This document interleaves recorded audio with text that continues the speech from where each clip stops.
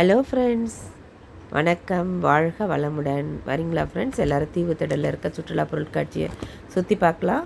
நாங்கள் எல்லோரும் ஆஃப் டே ட்ரிப்பாக சுற்றுலா பொருட்காட்சி பார்க்குறதுக்காக எல்லாம் அசம்பிள் ஆகணும். எல்லாம் வெளியிலே டிஸ்கஸ் பண்ணோம். எல்லாம் பட்டர்ஃப்ளைஸ் மாதிரி கலர்ஃபுல்லாக வந்தோம். உள்ளே வந்து அங்கே ஒரு பிங்க் பட்டர்ஃப்ளை இருந்து இந்த கலர்ஃபுல் பட்டர்ஃப்ளைஸ் எல்லாமே அந்த பிங்க் பட்டர்ஃப்ளையோட மிங்கிள் ஆகி எல்லாருமே ஃபோட்டோஸ் எடுத்துக்கிட்டோம். அதை தான் நீங்கள் பார்க்குறீங்க.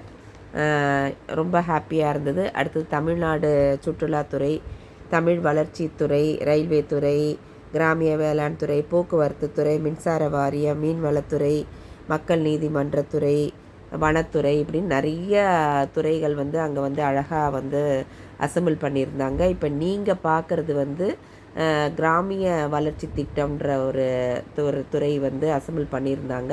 ரொம்ப அழகாக குட்டியாக ஹட் போட்டு அங்கே வெளியில் வந்து மாடு, கன்று, உழவன் எல்லாம் இருக்கிற மாதிரி இருந்தது. இது வந்து உள்ளே போனோன்னு தமிழ் வளர்ச்சித்துறை. இங்கே நம்மளோட திருக்குறளின் தந்தை வந்து திருவள்ளுவர் நின்றுருந்தார். அவருக்கு ஒரு மாலை போட்டிருந்தாங்கங்க. டிஃப்ரெண்ட்டாக இருந்ததுன்னு கிட்டே போய் பார்த்தா தான் தெரிஞ்சுது. அது இது ஃபுல்லாக தானியத்திலே பண்ண மாலை, தானிய மூட்டையிலே. அதுக்கப்புறமா சமுதாய வளைகாப்புன்னு ஒரு பொண்ணை உட்கார வச்சுருந்தாங்க. நாங்களும் போயிட்டு அந்த பொண்ணுக்கு வளைகாப்பு பண்ணோம். அடுத்ததாக அங்கே தமிழ் இந்த கேலரியில் இதெல்லாம் வச்சுருந்தாங்க. ரொம்ப அழகாக இருந்ததுங்க இது பார்க்குறதுக்கு. நம்மளோட தமிழ் கலாச்சாரம். அங்கே ஒரு பாம்பு வேறு இருந்ததுங்க. எங்களை கொத்த வந்துடுச்சு புஷ்ஷுன்னு. அப்புறம் பார்த்தா தான் தெரிஞ்சுது அது பேப்பர் பாம்பு. ஃபேன் வந்து திரும்பும்போது அது தலையாட்டுதுன்னு. பார்க்குறதுக்கே ரொம்ப ஹாப்பியாக இருந்தது, சந்தோஷமாக இருந்தது. அடுத்ததாக இது பாருங்கள், நம்மளோட கிராமியத்துறை. இதில் வந்து நம்மளுடைய வாத்தியங்கள், தமிழ் பெரும் மக்கள், அந்த காலத்து மக்கள்லாம் யூஸ் பண்ண அனைத்து வாத்தியங்கள், எல்லா விதமான வாத்தியங்களும் இருந்தது. ஆனால் இப்போ நம்ம வந்து இதில் ஒரு சிலது தான் யூஸ் பண்ணுறோம். மீதி எல்லாமே காட்சி பொருளாக தான் இப்போ நம்ம பார்த்துட்ருக்கோம்.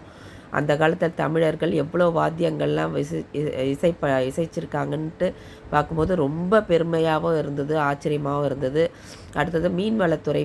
அதுக்குள்ளே நுழைஞ்சவங்க அங்கே நிறையா டிஃப்ரெண்ட் டைப்ஸ் ஆஃப் போட்டு, இந்த படகு இதெல்லாம் இருந்தது.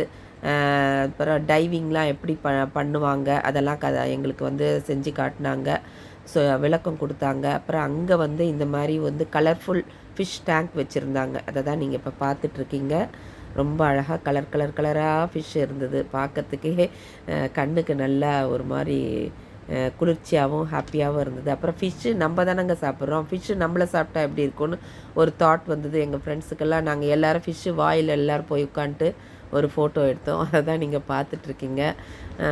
அடுத்ததாங்க எல்லாத்துக்கும் மேலே நவசக்தி பீடம் இருந்ததுங்க. அது உள்ளே நுழைஞ்ச ஃபஸ்ட்டு நம்ம முழுமுதற் கடவுள் விநாயகர் இருந்தார். அடுத்ததாக இப்போ சிவன் பார்த்துட்ருக்கீங்க. அவ்வளோ அருமையாக இருந்தது பார்க்குறதுக்கே. அடுத்ததாக ஒரு சுவாமியும் இருந்ததுங்க. சரஸ்வதி தேவி, கற்பகாம்பாள், மயிலாப்பூர் கற்பகாம்பாள் இருந்தால். அப்புறம் சமயபுரம் மாரியம்மன், இப்போ அவங்கள தான் நீங்கள் பார்த்துட்ருக்கீங்க. அடுத்ததாக திருக்காவூர், அதில் வந்து கருக்காத்த அம்மன், இவங்க பேர் கருக்காத்த அம்மன், திருக்காவூர். ரொம்ப அழகாக இருந்தாங்க. அடுத்தது திருவானைக்கா அகிலாண்டேஸ்வரியை தான் இப்போ நீங்கள் பார்க்குறீங்க. அதுக்கு அடுத்ததாக நாமக்கல் அருள்மிகு நாமகிரி தாயார், அவங்கள தான் இப்போ நீங்கள் பார்த்துட்ருக்கீங்க. அடுத்ததாக நம்ம கன்னியாகுமரியில் இருக்க பகவதி அம்மன், அவங்கள தான் நீங்கள் பார்க்குறீங்க. அதுக்கு அடுத்ததாக சரஸ்வதி தேவி, கூத்தனூரில் இருக்க சரஸ்வதி தேவியை பார்க்குறீங்க. அடுத்தது பட்டீஸ்வரத்தில் இருக்க துர்க்கை அம்மன், அவங்கள தான் நீங்கள் பார்க்குறீங்க. எங்கள் ஃப்ரெண்ட்ஸ்லாம் பாருங்கள் எவ்வளோ பக்திமயமாக நடந்துகிட்ருக்காங்க.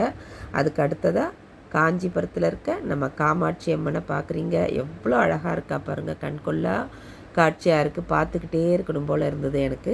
அடுத்ததாக மதுரை மீனாட்சி அம்மனை பார்க்குறீங்க. அவ்வளோ அழகாக இருந்தாங்க அந்த அம்மாவும்.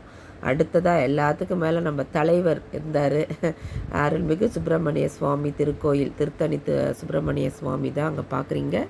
சின்ன கொலு மாதிரி வச்சுருந்தாங்க. அது பார்த்துட்டு வெளியில் வந்தோம். அங்கே சில ஃபோட்டோஸ்லாம் எடுத்துக்கிட்டோம். ரொம்ப ஹாப்பியாக நாங்கள் வந்து என்ஜாய் பண்ணோம். வெளியில் வந்தோம். நாங்கள் நம்மளை ஜல்லிக்கட்டு காளை வேறு நின்றுதுங்க.